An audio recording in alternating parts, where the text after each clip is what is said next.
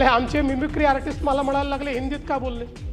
पूर्ण भाषण मी मराठीतच केलं, पण मला काही अडचण नाही. ते जर मिमिक्रीच्या क्षेत्रात गेले असते तर एकाही स्टँडअप कॉमेडियनला या ठिकाणी मार्केट राहिलं नसतं. राज ठाकरेंनी केलेल्या मिमिक्रीला मुख्यमंत्री फडणवीसांचं खोचक उत्तर.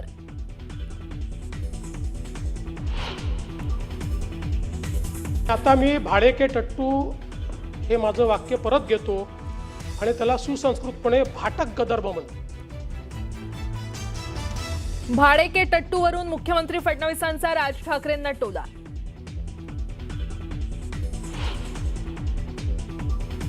महात्मा फुले कर्जमाफी योजनेतले जे लोक होते ज्यांना 50,000 रुपयापर्यंत आपण म्हटलं होतं त्यांनाही 2 लाखापर्यंत कर्जमाफी झाली. शेतकरी कर्जमाफीबाबत मुख्यमंत्र्यांची मोठी घोषणा. नियमित कर्ज फेडणाऱ्यांनाही कर्जमाफीचा लाभ.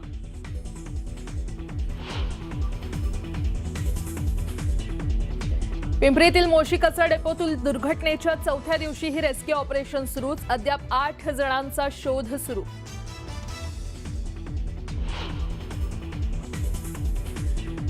मोशीतील इमारत दुर्घटनेप्रकरणी महापालिकेत शिवसेनेचं ठिय्या आंदोलन. दोषींवर कारवाईची मागणी तर एकनाथ शिंदेंचा आंदोलकांशी फोनवरून संवाद.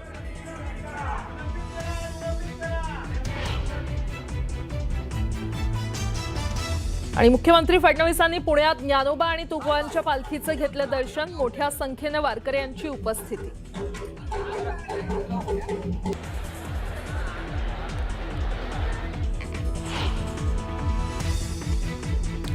नमस्कार, सुप्रभात, गुड मॉर्निंग. मी प्राजक्ता तांडेल. तुम्ही पाहताय न्यूज 18 मराठी, आवाज महाराष्ट्राचा. सकाळच्या पहिल्या बातमीपत्रामध्ये आपलं सगळ्यांचं स्वागत. सुरुवातीला एक मोठी बातमी. पिंपरी चिंचवडमध्ये इमारत कोसळून घडलेल्या दुर्घटनेतील मलब्याखाली दबलेल्या 8 कर्मचाऱ्यांना 70 तासानंतरही बाहेर काढता आलेलं नाहीये. पिंपरी चिंचवडमधील मोशी परिसरात असलेल्या कचरा डेपोमध्ये बांधण्यात आलेल्या एका इमारतीवर कचऱ्याचा डोंगर कोसळला होता आणि त्यानंतर ढासळलेल्या इमारतीमध्ये एकूण 23 कामगार अडकलेले होते. त्यापैकी 5 कामगार घटनेच्या काही मिनिटात बाहेर पडले होते, तर 9 जणांना बचाव दलानं सुखरूप बाहेर काढलं होतं. मात्र इमारतीच्या आत अडकलेल्या उर्वरित 8 कर्मचाऱ्यांना अजूनही बचाव दल बाहेर काढू शकलेलं नाहीये. घटनेला 60 तास उलटल्यानंतरही प्रशासनाने अत्याधुनिक मशीन्स आणून आता इमारतीचा ढाचा तोडण्याचं काम सुरू केलं असून इमारतीच्या तळमजल्यापर्यंत पोहोचण्यासाठी प्रयत्न केले जात आहेत. तर आपण पाहतोय पिंपरी चिंचवडमध्ये इमारत कोसळून घडलेल्या दुर्घटनेतील मलब्याखाली दबलेल्या 8 कर्मचाऱ्यांना 70 तासानंतरही बाहेर काढता आलेलं नाहीये. पिंपरी चिंचवडमधील मोशी परिसरात असलेल्या कचरा डेपोमध्ये बांधण्यात आलेल्या एका इमारतीवर कचऱ्याचा डोंगर कोसळला होता. त्यानंतर ढासळलेल्या इमारतीमध्ये एकूण 23 कामगार अडकले होते. त्यापैकी 5 कामगार घटनेच्या काही मिनिटात बाहेर पडले होते, तर 9 जणांना बचाव दलानं सुखरूप बाहेर काढलं. मात्र इमारतीच्या आत अडकलेल्या उर्वरित 8 कर्मचाऱ्यांना अजूनही बचाव दल बाहेर काढू शकलेलं नाहीये. तर घटनेला 60 तास उलटल्यानंतर प्रशासनानं अत्याधुनिक मशीन्स आणून आता इमारतीचा ढाचा तोडण्याचं काम सुरू केलेलं आहे. इमारतीच्या तळमजल्यापर्यंत पोहोचण्यासाठी प्रयत्न केले जात आहेत.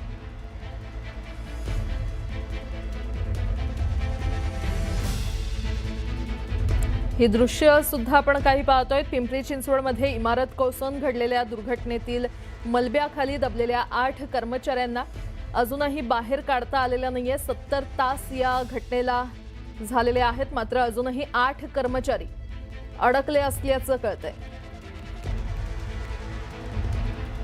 दरम्यान मुख्यमंत्री देवेंद्र फडणवीसांनी पुणे इथे मोशी येथील दुर्घटनेबाबतचा संपूर्ण घटनाक्रम समजून घेत सविस्तर आढावा घेतला.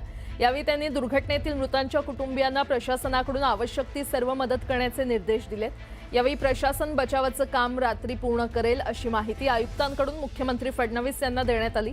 मोशीतील लेगसी वेस्टच्या बायोमायनिंग प्रक्रियेला तातडीनं गती देण्याचे निर्देश मुख्यमंत्री फडणवीसांनी दिलेत. याशिवाय दररोज प्रक्रिया न होता साचणाऱ्या सुमारे 100 टन कचऱ्यावर तातडीनं प्रक्रिया करण्यासाठी स्वतंत्र आणि प्रभावी व्यवस्था उभारण्याबाबतही प्रशासनाला आवश्यक निर्देश यावेळी त्यांनी दिले. यावेळी आमदार महेश लांडगे, महापौर रवी लांडगे, पिंपरी चिंचवडचे पोलीस आयुक्त, महापालिका आयुक्त आणि इतर वरिष्ठ अधिकारी उपस्थित होते.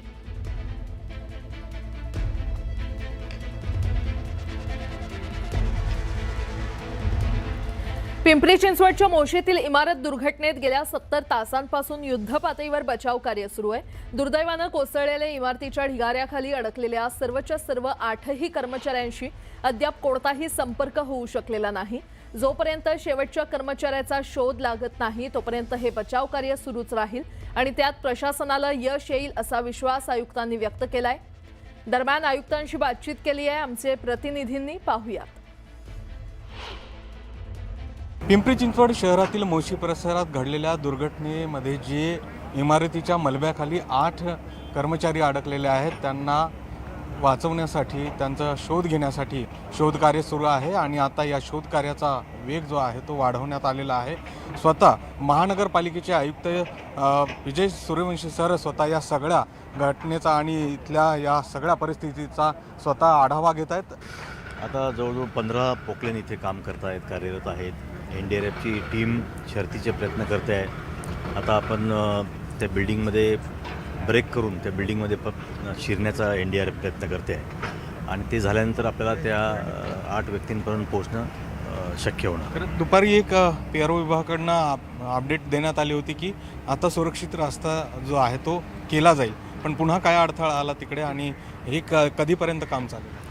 नाही, दुपारी आपण जेव्हा गेलो, मी स्वतः पण जाऊन आलो होतो वरती पूर्ण आणि बघून आलो होतो, परंतु तिथे पुन्हा 3 बीम हे अडकलेले आहेत। 3 बीम आणि स्लॅब सगळं एका ठिकाणी झालेले आहेत आणि ते काढण्यासाठी आता ते ब्रेकरने ते काढून मग तिथे प्रवेश करणार आहेत। काय त्यांचा संपर्क होतोय, प्रतिसाद काही मिळतोय, काय परिस्थिती? आता काल आपण NDRFचे डॉग स्पॉट जे आहे ते पण पाठवलं होतं, स्निफर डॉग्स पाठवले होते, त्याचप्रमाणे लाईव्ह डिटेक्टर यंत्र ते पाठवलं होतं। त्यांचा संपर्क आपला होऊ शकला नाही आहे। आता या सगळ्या प्रयत्नांना यश येतं का हे बघणं महत्त्वाचं आहे। जर्नलिस्ट प्रशांत सर, गोविंद वाकडे, न्यूज 18 मराठी, पिंपरी चिंचवड। पिंपरी चिंचवड महापालिकेत शिवसेनेनं ठिय्या आंदोलन केलं। मोशी इमारत दुर्घटनेप्रकरणी दोषी अधिकाऱ्यांवर कारवाई करण्याची मागणी यावेळी करण्यात आली। दोषींवर सदोष मनुष्यवधाचा गुन्हा दाखल करण्याची मागणी आंदोलकांनी केली आहे। दरम्यान आयुक्तांच्या नैसर्गिक आपत्ती या वक्तव्याचा तीव्र निषेध करण्यात आलाय, तर लेखी आश्वासन मिळेपर्यंत दालन सोडणार नसल्याचा इशारा आंदोलकांनी दिला। दरम्यान आंदोलकांशी उपमुख्यमंत्री शिंदेंनी फोनवरून संवाद साधला। त्यांची बोललो, हां आयुक्त तिकडे आहेत, ते रेस्क्यू ऑपरेशन चालू आहे ना तिकडं, ते ढिगारा पडलाय। हो साहेब। तर ते म्हणाले ते चौकशी करू। मी बोललो चौकशी करा, त्याच्या कोण आहेत दोषी त्यांना सस्पेंड करून टाका, हां सगळं कारवाई करून टाका।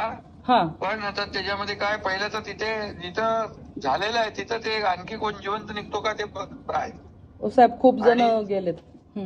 हा, ते आता 8 लोक आहेत त्याच्यात मध्ये। हो तर आता अशा टायमाला हो साहेब। पहिलं काय करायचं, पहिलं रेस्क्यू म्हणजे जीव वाचवायचा प्रयत्न करायचा, बाकी नंतर कारवाई तर होईलच। हो त्यांनी ते पत्र दिले पत्र तुम्हाला। हो साहेब, त्यांना फक्त तेच सांगा की नियमाचं उल्लंघन झालंय आणि त्या कंपनीने पण कळवलं होतं ह्यांना, तरी पण ह्यांनी ऐकलं। नाही, जे कोणी दोषी असतील त्यांना कोणाला सोडणार नाही, माणसं भेटतात ना तिथं। हो साहेब ते कोणाला सुटणार नाही कोणी, समजलं की नाही? हो साहेब। हा, तर तुम्ही ते पत्र घ्या आणि आता ते उलट तिथं आपल्याला काय त्यांना सहकार्य करता येईल ते करा, ते स्पॉटला आहेत। ओके, हो साहेब। आणि त्यात कोणी सुटणार नाही, मी पर्सनली लक्ष देतो त्याच्यात। हो साहेब। हो ठीक आहे। हो साहेब, जय महाराष्ट्र।